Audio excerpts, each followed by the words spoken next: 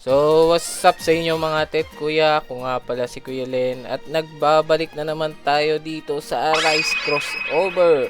So, bago tayo mag-umpisa sa main topic natin ngayon, gusto ko lang kayong i-update kung ano na nangyari sa progress ko, no? So, simula nung nilagay ng PT, talagang sobrang dali na makakuha ng N+. So, pakita ko sa inyo, naka-full N+ God Monarch na ako. Kahapon pa actually. May natira pa nga ako mga susi dito. Ayan, so kita nyo. Meron pa akong 8 keys. Nag-grind na lang ako ng common keys para sa susunod na dungeon if ever bagong N+ na naman yun. So, yun yung kailangan kong pagandaan. Okay? So, ang main topic talaga natin today is pag-uusapan natin yung paparating na summer update if lalagay ba nila. Okay? So, nakita nyo naman sa thumbnail and doon sa ating title, may balak silang maglagay ng temporary summer event. So, pwede nating pag-usapan kung ano yung mga pwede nilang idagdag, no? Or mga pwedeng dumating sa summer event na to. So, habang tumatagal, napapansin ko dumadami ang nagpapa-washout. So, ganito na lang gagawin ko para ma-washout lahat ang gustong ma-washout, okay? So, kung mag-comment lang kayo ng washout para ma-washout kayo next video. Then, ganito na lang gagawin ko.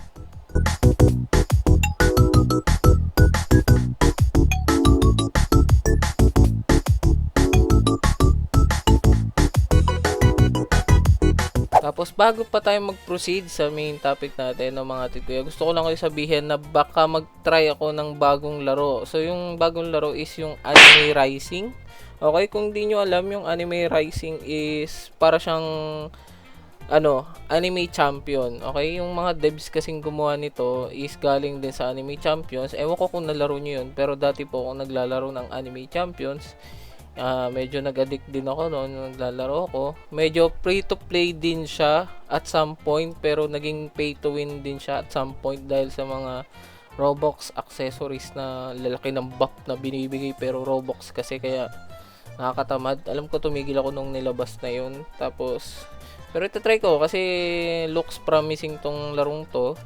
And mas siya yung graphics niya sa Arise, okay? Mas maganda yung parang graphics niya, yung dating niya sa akin, okay? Yung mga animation. Then another, gusto kong pag-usapan.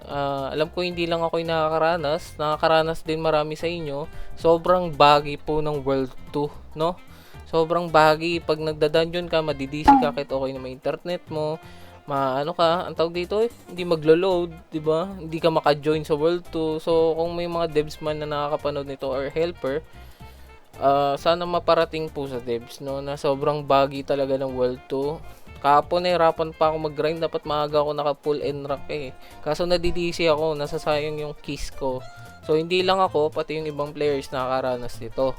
Kaya hopefully maayos po nila sa paparating na midweek update yung optimization para dito sa World 2 kasi ang hirap po mag-grind. Baka tatama rin lalo yung mga players maglaro and lumipat sila dahil hindi ito po nila maayos. So ito na, pag-usapan na natin yung main topic, which is yung temporary summer event. So kaninang madaling araw kasi nag-post si Hypesub ng panibagong poll if gusto ba ng mga players magkaroon ng temporary summer hub, and sobrang daming nag-vote ng gusto nila, okay? Kahit ako gusto ko rin naman kasi kung napapansin nyo, ano ba yung event na dumating sa atin for the past updates? Di ba wala naman? Ano lang, ang pinaka-event is yung may double spawn, yung may guaranteed double dungeon sa leveling.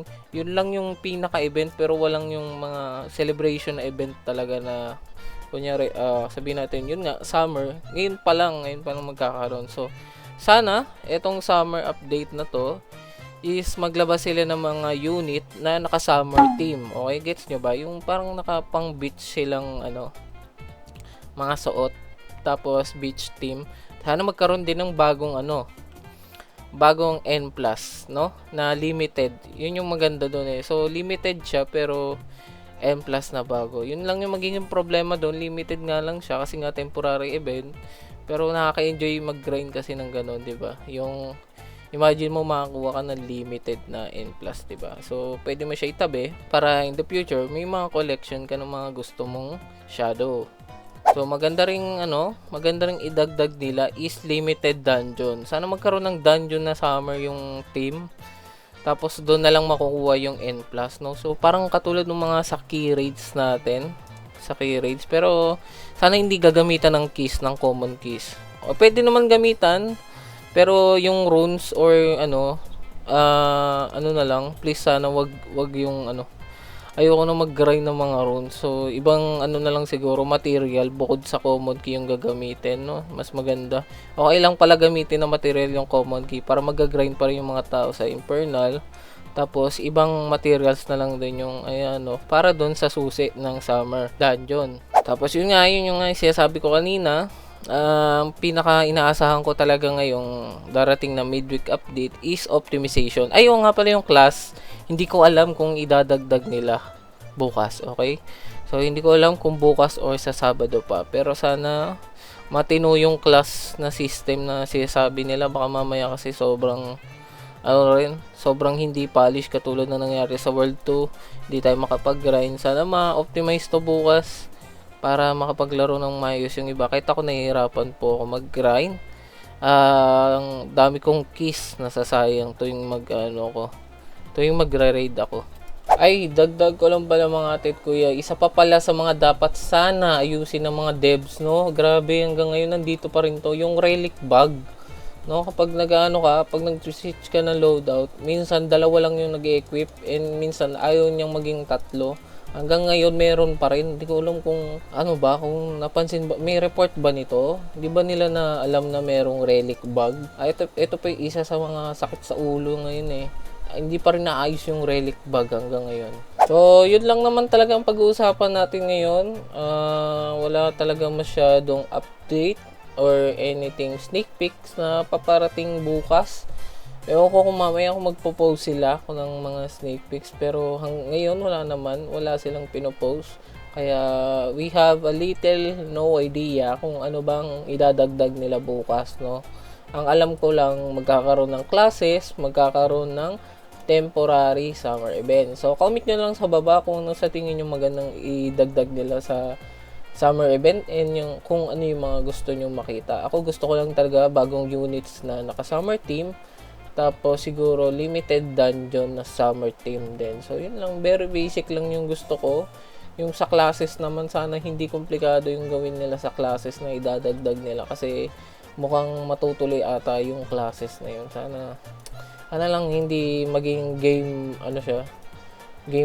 breaking or masisira yung gameplay mo ngayon or talagang magbabago kung paano mo lalaroin ito. Kasi kung mangyari man yun, baka lumipat ako ng ibang laro, di ba?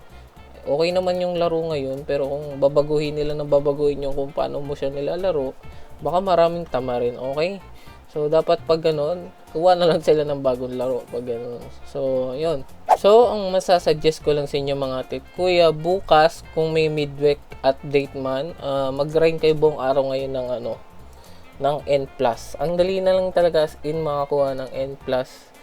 Siguro sa 30 keys, nakakakuha ko 2. So, kailangan lang nyo lang talaga ng Arise Lock na relic. Yun lang naman kailangan nyo. Tapos, mas piliin nyo na yung Unking na title. Alam ko sa inyo na gamit ng iba sa inyo na gamit ng rank up. Okay naman yan, pero ngayon kasing may PT, mas okay gumamit ng Arise Lock. Kasi, mas maganda na arise mo siya para consecutive yung sunod yung PT mo, di ba? Mas tumataas yung PT, mas tumataas yung chance mo makakuha ng N+, no? So, ganun na lang gawin nyo kapag nag-grind kayo. Mamaya or kung kailan kayo mag-grind. So, ganun na lang po yung gawin ninyo. So, hanggang dito na lang ako mga atit kuya. Medyo maikli lang ang video natin today kasi gusto ko lang parating sa inyo na baka magkaroon po ng temporary summer event. So, baka magulat kayo may summer event and hindi kayo makapag-prepare, no? So, yun. Abangan na lang natin kung ano mga lalabas na update bukas. I-inform ko na lang kayo kung ano mga nagbago bukas. Kung mayroon mang matutuloy na midweek, sana meron kasi sobrang bagay ng World 2. And yun. Kita-kita na lang tayo next video mga atit kuya. Ingat kayo palagi and God bless po sa inyo. Paalam!